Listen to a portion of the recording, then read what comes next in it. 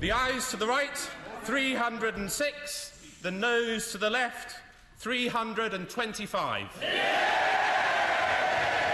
That was moments ago. Theresa May survives that no-confidence vote, and now a live look at the House of Commons. Dan Henninger is deputy editorial page editor for the Wall Street Journal, and Peter McMahon is my husband, a native of the UK, now an American citizen, and he's CEO of Greensleeve Surgical. We've had plenty of discussions about this, Peter, on Brexit, and you were a reluctant supporter of Brexit, meaning that you understood the problems. But has Brexit become sort of the situation where the Brits kind of feel like they have no way out, but they also don't want to stay?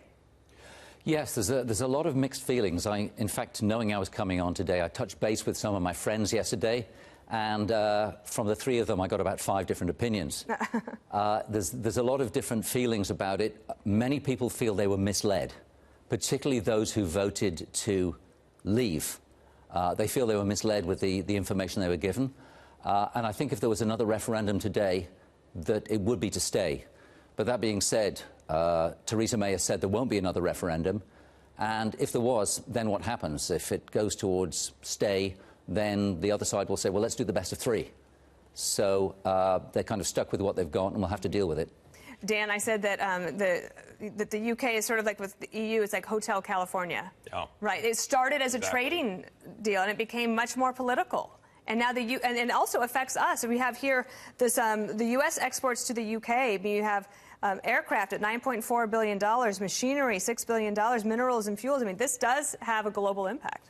Well, exactly right. What you're describing, the Hotel California effect of the European Union, the idea that once you're in, you can never get out, is part of the reason for the referendum in favor of leaving. Because the UK, people in the UK felt that the European Union had become this overweening force and power in their life, to the extent that they felt they needed more autonomy. So I agree with Peter. If the referendum were held today, they might vote to stay. But this doesn't diminish the authenticity of that leave vote. And the problem is that a lot of politicians fomented the idea of leaving without themselves, their leadership having any path forward, no idea of how they're going to resolve the complexity that we have been watching here for the past month. Peter, what was it like before? You have been in business for a long time, so I wonder what you thought. Like, there were some benefits to joining the EU. Oh, absolutely. And when one considers that the European Union was originally purely a commercial union, and for me, doing business across Europe, it was a pain having to deal with all the different customs and the different duties and the complications of dealing with every different country. So having gone to a single market was a huge benefit to business. But then there were problems. And tell us, you give one example that really bothers you, the pork chop. Well, it doesn't bother me personally because I don't eat pork chops, but the European regulations became much more political, and people in Britain were unhappy about things like the European Union stating how much curve there must be on a banana, or the fact that a pork chop when I was a kid would come with a little piece of kidney beside it, and the European Union decided they couldn't do that. Now, these are minor items, but there was a host of them, and together they all combined to make people unhappy, along with the European Court of Justice having jurisdiction over Britain. And many people did not want to be controlled by bureaucrats in Europe who were unelected in Britain, and but then had control over their lives. And Dan, there is an immigration component to this too, that the frustration that it's not just here in the United States that have immigration problems. Europe, we know, has as well, and it's really bubbled up.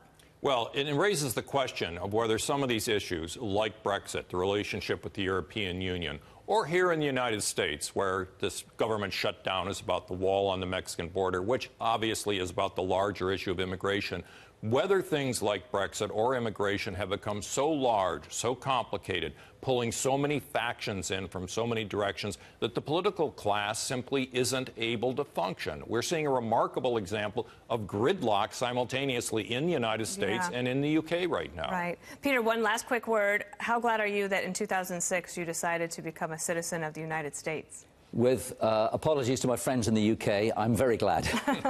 Well, we're glad to have you, too. I'm so glad you came on. Dan Henninger and my husband, Peter McMahon. Thank you.